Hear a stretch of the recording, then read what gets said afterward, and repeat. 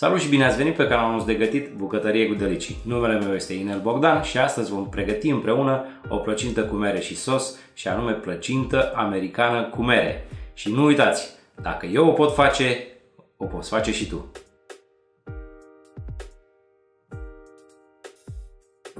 Această rețetă originară din America este iconică pentru America de Nord. Această rețetă este pentru o tavă de diametru de 25,5 cm. Dragilor, începem prin a face aluatul de plăcintă cu mere și sos și punem făina într-un bol. Mai adăugăm zahărul,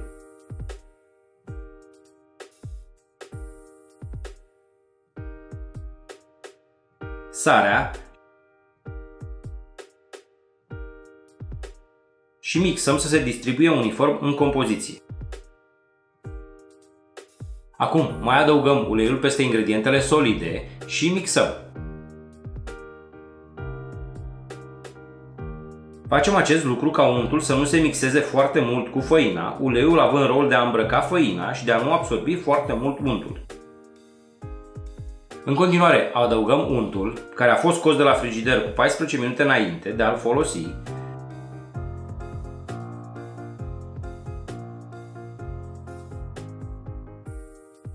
Și amestecăm până când untul se încorporează uniform în compoziție, dar totuși reușim să îl vedem.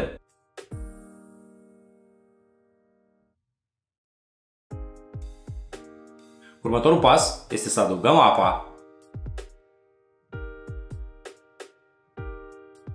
oțetul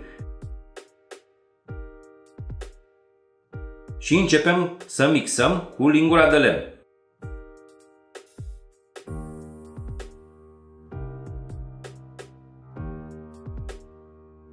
După aceasta punem aluatul pe masă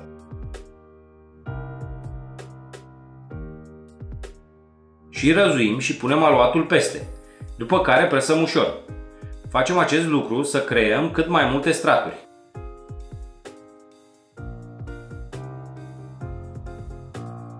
Acum împărțim aluatul în două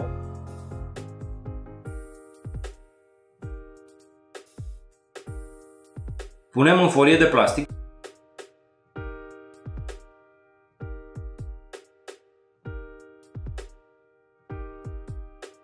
și băgăm la congelator pentru o oră.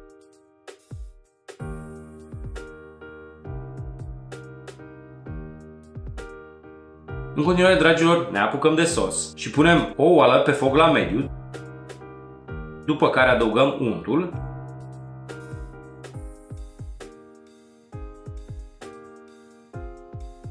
și îl topim.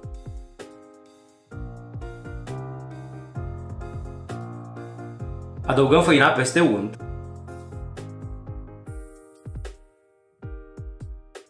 și amestecăm în continuu cam un minut.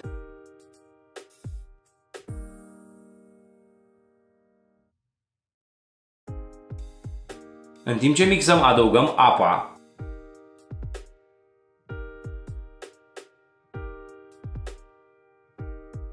zahărul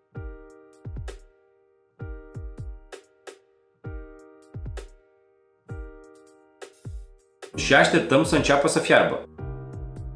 Atunci când începe să fiarbă, reducem la mic și lăsăm să fiarbă cam 3-4 minute, amestecând din când în când.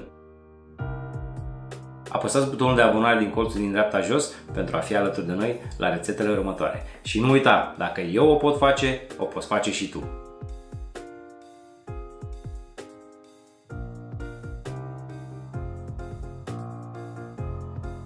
Următorul pas este să curățăm merele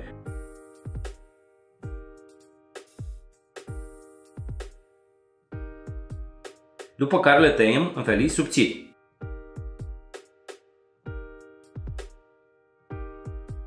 Acum punem sosul ăsta minune peste mere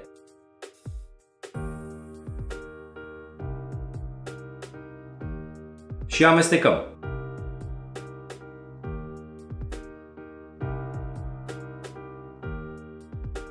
În continuare, luăm o parte din aluat de la congelator, iar cealaltă parte o punem la frigider până o vom folosi.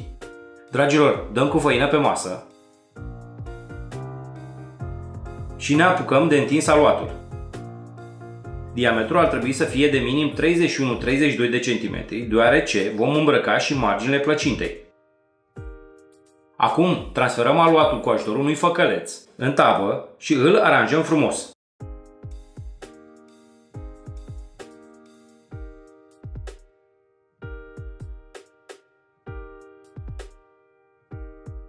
Următorul pas este să turnăm compoziția de mere și să o nivelăm. Scoatem și cealaltă parte de aluat de la frigider, dăm cu făină pe masă și ne apucăm să întindem. De această dată întindem aluatul la un diametru de 28 de centimetri. Acum tăiem 16 fâșii de aproximativ 1,2 cm.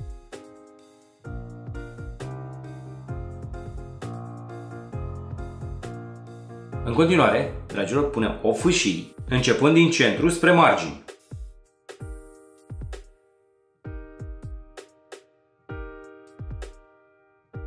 Acum ne apucăm de împletit și tragem peste o fâșie da, una nu, până la jumătatea plăcintei. Punem fâșia, dragilor, și dăm celelalte fâșii înapoi.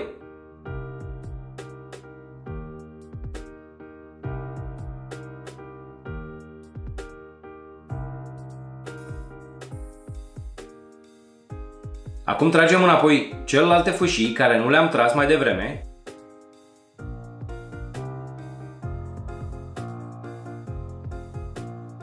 și punem altă fâșie.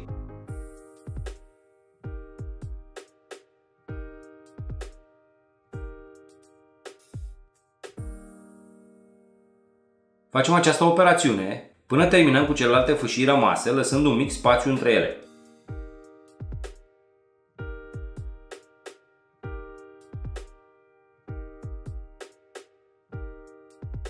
Acum, dragilor, băgăm marginile fâșiilor, apăsând la sfârșit ușor pe margini, ca acestea să nu fie prea înalte și să se ardă la cuptor.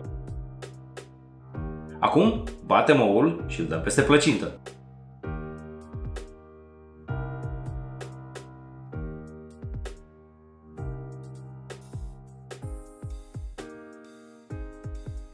Mai presărăm zahăr deasupra.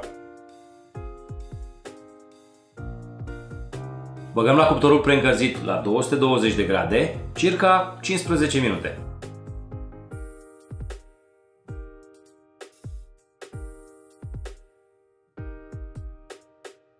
După aceasta coborâm la 176 de grade Celsius și mai lăsăm încă 45 de minute.